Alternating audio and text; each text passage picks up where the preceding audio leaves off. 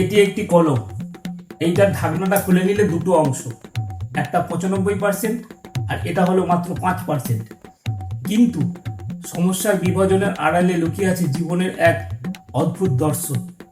পরিশ্রমের মূল কারিগর এই 95%।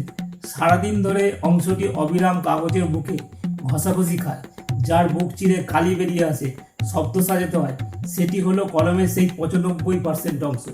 ঠিক একজন পুরুষ বা পরিবারের উপার্জনকারী ব্যক্তি দিনরাত বাইরে কঠোর পরিশ্রম করে, নিজেকে নিংড়ে দেয়, রোদ ঝড় জল বৃষ্টি আর মানসিক চাপ সহ্য করে প্রতিদিন সমাজে এত পরিশ্রম করে সংসারের চাকা সচল রাখার জন্য।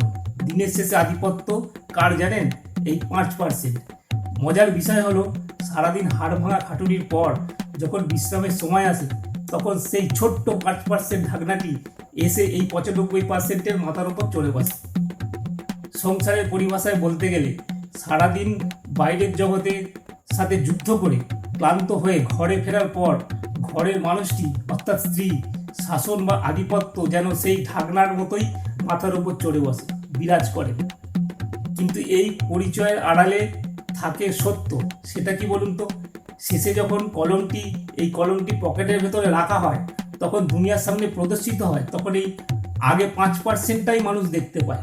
ঢাকনার এই বাইরেটার মতো ভেতরের এই 95% অংশ কতটা ক্ষত, কতটা ক্ষয়ে গেছে বা কতটা কালি খরচ করেছে, তা আড়ালেই থেকে যায়।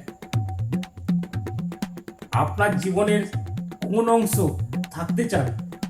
সেই 95% পরিশ্রমী অংশে নাকি 5% শাসনকারী অংশে? এই সিদ্ধান্তটা আপনার জীবন দর্শন বদলে দিতে পারে।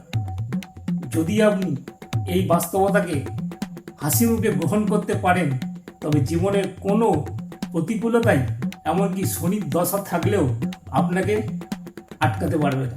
জীবনের শান্তি বিরাজ করবে যদি আপনি চুপ করে থাকেন।